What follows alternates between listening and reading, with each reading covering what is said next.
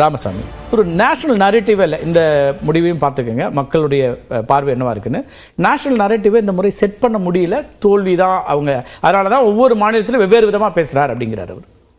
ஒன்று நேஷனல் லெவலில் ஒரு நரேட்டிவ் செட் பண்ணணும்னு அவசியம் கிடையாது. எல்லா தேர்தலையும் அதனால வளர்ச்சி அரசியல்னும் 19 தேச பாதுகாப்புணும் 24 அப்படி இல்லைங்கிறாரு. நேஷனல் நரேட்டிவை தாண்டி at the end of the day மக்கள் வாக்களிக்க போகும்போது அவர்களோட பிரச்சனை என்ன, அவர்களோட கான்ஸ்டன்சியில் என்ன பிரச்சனை அப்படின்றது எல்லாத்தையும் தாண்டி முக்கியமான அம்சம். மக்கள் அதையும் பார்க்குறாங்க. அதனால அந்தந்த மாவட்டத்தில், அந்தந்த கான்ஸ்டன்சியில், அந்தந்த மாநிலத்தில் என்ன தேவையோ அதையும் பரப்புரையில் கொண்டு வர வேண்டியது அவசியம். அது பிரதமர் ஆட்சி பொறுப்புகளே மத்திய அரசு, அதோட மேண்டேட் தானே அது. அந்த எம்பி எப்படி செயல்பட்டாருங்கிறது பார்ப்பாங்க, அந்த கட்சி என்ன பண்ணா, அதெல்லாம் தாண்டி 10 ஆண்டுகள் மத்தியில் என்ன செஞ்சாங்க. என்ன ஒரே ஒரு இதுனா ஸ்டாண்டர்ட்ஸ் ஒன்றே ஒன்று. அதாவது இதே சகோதரர் 2019 தேர்தல் பிரச்சாரத்தோட நியூஸ் வேற ஒரு தொலைக்காட்சின்னு வச்சுக்கோங்க, அங்கே பேசும்போது சொன்னார், முதல்ல உங்களுக்கான தேசிய கருத்துரை என்ன, நாங்கள் தேச பாதுகாப்பு என்று நாங்கள் சொல்லியிருக்கிறோம், மோடி தலைமையில் வளர்ச்சி என்று சொல்லியிருக்கிறோம், அதாவது என்ன வளர்ச்சி இந்தியா, வளர்ந்த இந்தியா அப்படின்னு சொல்லி சொன்னாரு. அப்ப 2019 உங்களுக்கு தேவைப்பட்டது, 24 தேவைப்படாமல் எப்படி போனது, என்ன காரணம்? 5 ஆண்டுகளுக்கு பிறகு அவருக்கு நினைவுட்டுறீங்க நீங்க. இப்ப சொல்லுங்க. அந்த காலத்துல நான் தொலைக்காட்சியில வந்ததில்ல, பட் ரெஸ்பெக்ட்.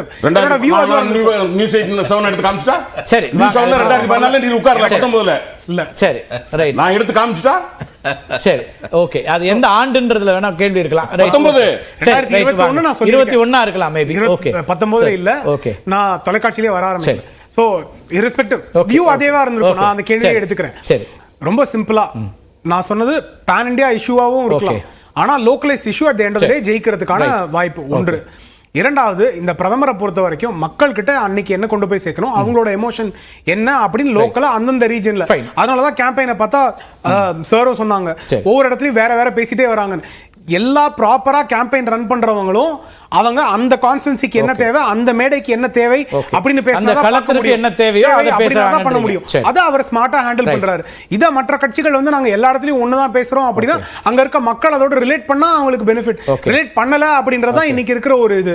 இன்னொரு இது ஸ்டாண்டர்ட்ஸை கம்பேர் பண்ணும்போது எப்பவுமே வந்து இப்போ இங்க டிஎம்கே வந்து 2019 2024 சீட் பண்ண முடியும், ஆனா இதே ஸ்டாண்டர்ட்ஸை மற்ற கட்சிகள் மீட் பண்ண முடியாதா அப்படின்னா நம்ம டபுள் ஸ்டாண்டர்ட்ல பார்க்க முடியாது. ஏன்னா அங்க இருக்க பெர்ஃபார்மன்ஸ், அங்க இருக்க கேண்டிடேட் பெர்ஃபார்ம் பண்ணிருக்காங்க, அக்செப்டன்ஸ் இருக்கு. அப்போ அதே பொசிஷன் தான். சோ அதனால இப்ப அதே ஸ்டாண்டர்டான ஒரு क्वेश्चन என்னன்னா, நீங்க இப்ப தமிழ்நாட்டுல என்ன சொல்றோம், அஃபிஷியலா 2019 3% பிஜேபி இப்போ வளர்ந்துருக்குது அப்படிங்கிறது இருக்கட்டும்.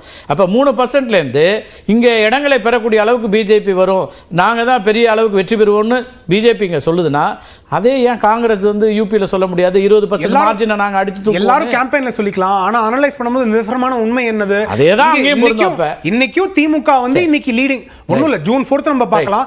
என்னதான் ஆனாலும் டிஎம்கே ஓட ஓட் ஷேர்ல குறையும், டிஎம்கே ஓட நம்பர் ஆஃப் சீட்ஸ்ல குறையும், ஆனா டிஎம்கே தான் லீடிங் பார்ட்டியா இருக்க போகுது. அதே பொசிஷன் தான். பிஜேபி 57% நிறைய சீட்ஸ் வின் பண்ணாங்க. அதுதான்